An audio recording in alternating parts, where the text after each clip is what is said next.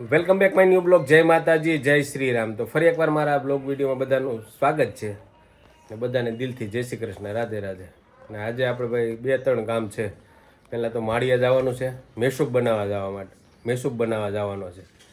પછી એક આવકનો દાખલો કાઢવાનો છે. પછી એક બસ સ્ટેન્ડ છે ને એક રૂટ એડ કરાવવા જવાનો છે. અમારી બેન છે ને એના માટે પાસ કાઢવાનો છે ને તો રૂટ નથી બતાવતો જુનાગઢ, એટલે એ રૂટ એડ કરાવવા જવાનું છે. મેસૂબ બનાવવા જવાનો છે ને એક ફઈના દીકરા ત્યાં જે સ્લેબ ભરે ને ત્યાં જ જવાનું છે. બપોરે જમણવાર છે એટલે ત્યાં જવાનું છે. વરસાદ ધીમે ધીમે ચાલુ થઈ ગયો છે. વરસાદ થઈ જાય તો ભાઈ બધાને છે ને આનંદ આવી જાય, કારણ કે હાથમ આઈટમ છે ને નકર ખેડૂતને છે ને બધાને ખેતરમાં થવાની છે, કારણ કે પાણી ચાલુ છે અત્યારે માંડવીમાં ને સોયાબીનમાં ને. એટલે વરસાદ થોડોક થઈ જાય ને તો હાથમ આઈટમ બધા ઘરે કરે ને હાથમ આઈટમ હરખાએ કરે એમ. તો હાલો હવે બહુ મોડું નથી કરવું ને આપણે છે ને માળિયા જવું છે. તો હું નીકળી ગયો તો માળિયા જવા માટે ને ભાઈ વરસાદ ચાલુ થઈ ગયો છે. રસ્તામાં છે ને 1-2 જગ્યાએ હારા એવા ફરવડા આવ્યા છે. પલરી ગયો, જો ચશ્મામાં પાણી છે, ટોપી બોપી પલરી ગઈ, કપડાં પલરી ગયા ને વરસાદ છે ને હવે ધીમે ધીમે ચાલુ થઈ ગયો છે. ને હવે આગાહી છે ને થોડાક દિવસોની અંદર નજીક જ આવી ગઈ છે. એટલે હવે વરસાદ થઈ જાય તો હાથમ આઈટમ બધા હરખાઈ કરશે. તો વરસાદ ચાલુ થઈ ગયો છે, 1-2 દિવસથી છે ને ફરવડા સારા આવે છે, પાણીના ફુવારા જેવું કામકાજ થઈ ગયું છે. વરસાદ આવે એવા આસાર પણ દેખાય છે. જો આ બધા વાદળા જોવો, હવે કંઈક અલગ પ્રકારના જ વાદળા દેખાય છે. બાકી હું અત્યારે છે ને મેસૂબ બનાવવા જાઉં છું. તો આમાં થેલામાં છે ને 2 મોટા ડબરા છે, ઘી છે ને માળિયા છે ને અમને માળિયાનો જ મેસૂબ ફાવે છે એટલે માળિયા મેસૂબ બનાવવા જાઉં છું. બાકી 2-3 કામ બીજા છે. આવકનો દાખલો કાઢવાનો છે ને એક બસમાં એસટી બસમાં પાસ કાઢવાનો છે ને તો એનો એક રૂટ એડ કરવાનો છે. તો 2-3 કામ છે એ પતાવી આવીએ. સ્લેબ ભરાય છે તો ન્યાય જવાનું. તો હાલો હવે છે ને વરસાદનો રેડો રહી ગયો છે. હું રેડો રહી જાય ને પછી થોડીક એક કટકો ઉતારી લઈએ. ઘરેથી નીકળ્યા ને ફાટક આપણે 2 વાર નીળ્યું છે. એકવાર ગળું નીળ્યું, ત્યાંથી આપણે વિડીયો ઉતાર્યો. અત્યારે માળિયા ભૂગ્યા છીએ આપણે, તો અહીં ફાટક નીળ્યું. મને નથી લાગતું કે આજે આપણા ધારા કામ થાય.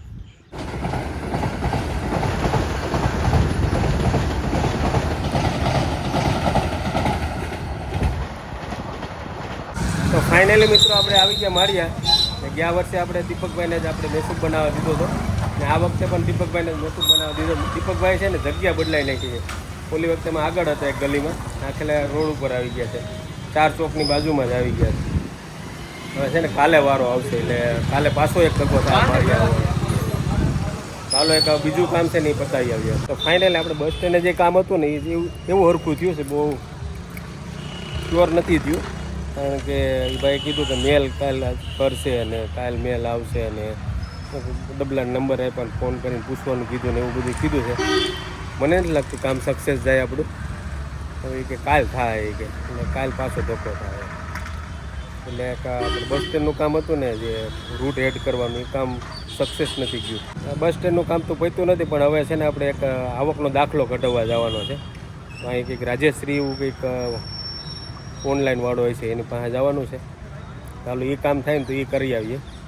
બાકી એક મેસૂબ બનાવવા દીધો હતો એ કાલ થવાનો છે. આ રૂટનું હતું કામ, એ કાલ થાય ને એક હવે આ રાજેશ્રી ઓનલાઈન વાળો છે ને ત્યાં આપણે એક આવકનો દાખલો કઢાવવાનો છે. એ દાખલો ત્યાંથી કઢવી ને પછી મંત્રીની સહી કરાવવા જવાની. ફાઇનલી મિત્રો આપણે છે ને રાજેશ્રી કોમ્પ્યુટર અને ઓનલાઈનનું કામ જે હતું ને એ પૂર્ણ થઈ ગયું છે. એને આવકનો દાખલો કાઢવાનો હતો, એક કામ આપણું સક્સેસ થઈ ગયું છે. ઘણા વર્ષો પછી છે ને આપણે આ રસ્તેથી પસાર થઈએ છીએ. ઘણા એટલે કે 15-17 વર્ષ 17-18 વર્ષ થઈ ગયા છે ભાઈ. ત્યારે આ રસ્તો છે ને મેટલ હતો આખો. આ તમને ડામર દેખાય ને એ મેટલ રસ્તો હતો આખો. આ બધી ધારું હતી, ધારું છે ને બધી જોવામાં ખેતરમાં ભરતી હતી ટાઈસ.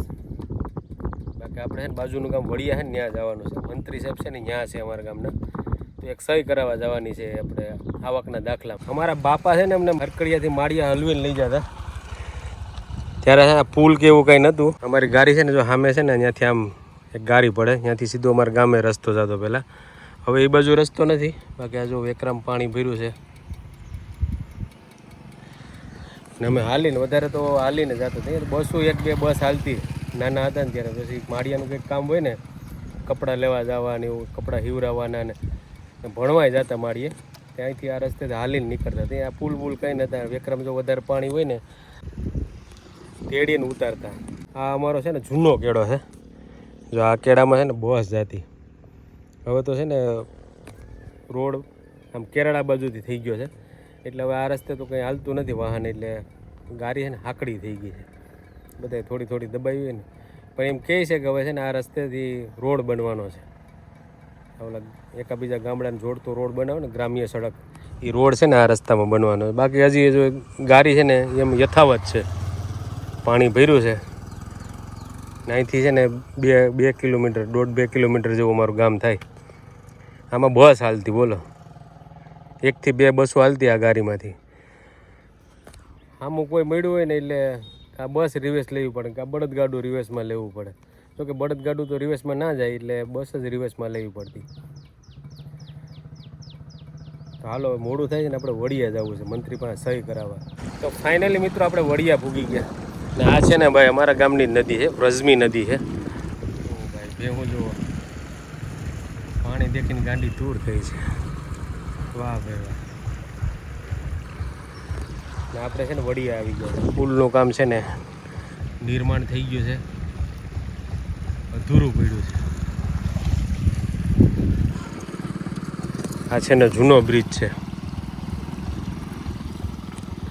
તો સામે જ છે ને ભાઈ પંચાયત ઘર છે તો આપણે ત્યાં જવાનું છે મંત્રી સાહેબની મુલાકાત લેવા માટે સહી કરવા માટે આપણું છે ને આવકના દાખલાનું કામ છે ને કમ્પ્લીટ થઈ ગયું ભાઈ મંત્રી સાહેબ બહુ સરસ હતા જ્યાં આપણે છે ને વડિયા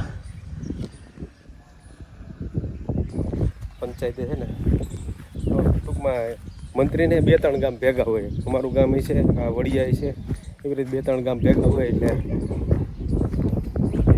મંત્રી સાહેબનો આ નોકરી છે ને વડિયા ગામમાં છે અમારા ગામનો કંઈક બીજો વાર છે ફાઇનલી આપણી સહી થઈ ગઈ છે ને હવે જવું છે આપણે મારા ગામડે કઈના દીકરાને ત્યાં છે ને સ્લેબ ભરાય છે અહીંથી બાજુનું ગામ છે ને ઈટાળી આવશે ઈટાળી પછી અમારું ગામ આવશે સરકડિયા જવાનું છે તમે છે ને વાત નહીં માનો અમારા ગામની ધાર છે ને ધારનું નામ છે થોરારો જો છે ને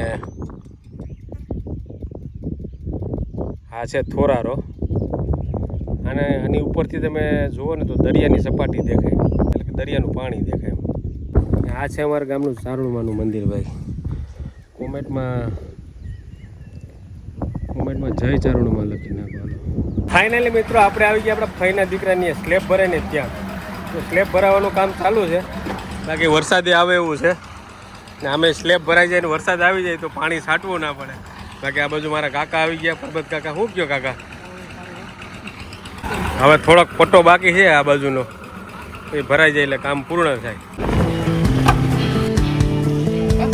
જિંદગીનું આપણું સપનું હોય કે આપણું મકાન ક્યારે થાય ભાઈ ફાઇનલ ભાઈ સ્લેબ ભરાઈ ગયો છે થોડી આપણી ઇન્કમ હોય ને ભાઈ મકાન બનાવવાની બહુ અઘરું છે મોંઘવારી એટલી છે ને કે સ્લેબવાળા મકાન કરવાનું બહુ અઘરું સ્લેબ ભરાઈ ગયું બધા જમવા બેસી ગયા મહેમાન આવી ગયા બધા જમવા સ્લેબ ભરવાવાળા બધા જમવા બેસી ગયા ભાણો પીરસે છે